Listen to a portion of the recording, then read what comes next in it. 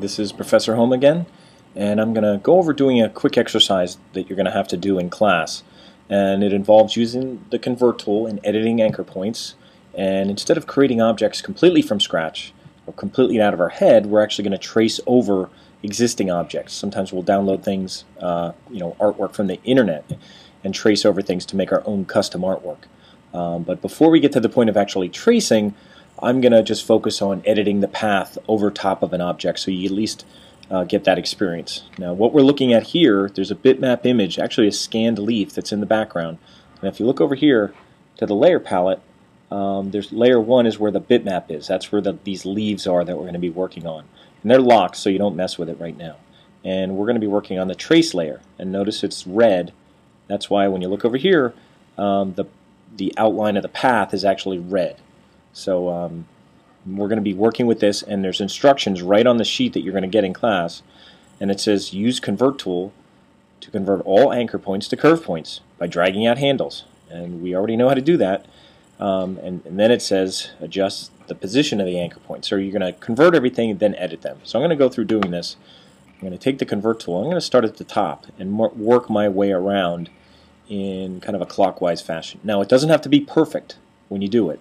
And also, you don't want to be dragging handles out and manipulating them to get everything perfect because each curve has a different kind of angle to it. It may not be perfect until you go back and do some editing. So I'm going to start here. I'm just going to drag. Now, the first thing I did was drag in the wrong direction, and it's curled around. So I'm just going to drag in that direction. So it looks like I have to drag to the left side. So I'm going to start going around here, just doing little drags, little handles, little drags. Drag, drag, drag, and I won't say this all the way around, but you get the idea. The little drag.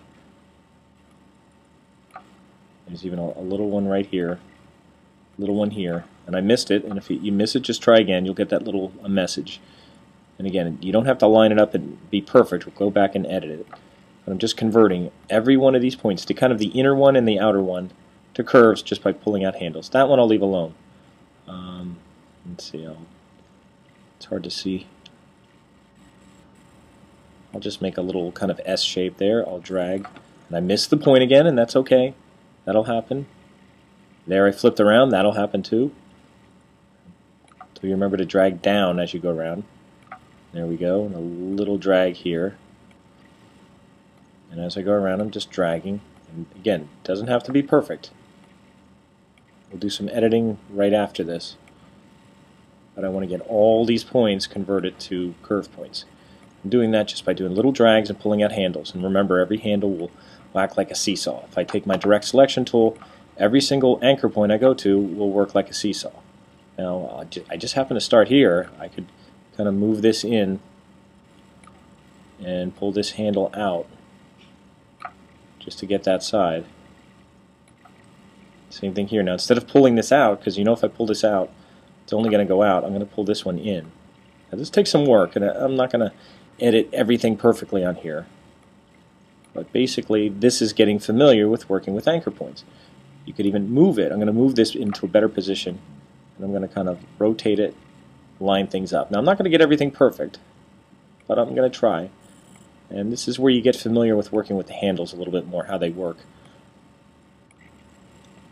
It seems difficult at first, but once you get the hang of it, it'll be okay. What you're doing with the handles, you're rotating, you're pulling handles, you're stretching handles. You could be stretching a handle and rotating. You could be actually moving an anchor point around into a better position. I'm going to move that up into the little gap. These are a little more difficult because you have to kind of bend in and then they come out.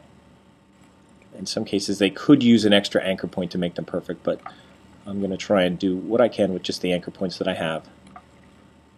Here, this one I'm going to pull out a little bit more.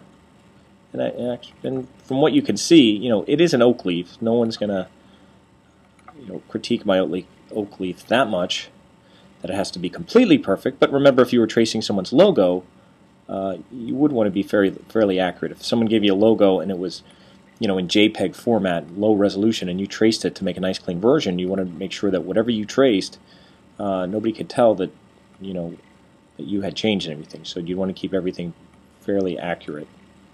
So that's about it. I have a little dip there, which again I could add an anchor point and tweak it a little bit more if accuracy was because we're kind of coming in and out again. So sometimes if there's more than one kind of arc on the curve, you may need an extra anchor point for that. But for this exercise, that's all I'm looking at. I'm not even worrying about the stem for now. And then once you're done, you could fill it. You could go over, give it a gradient.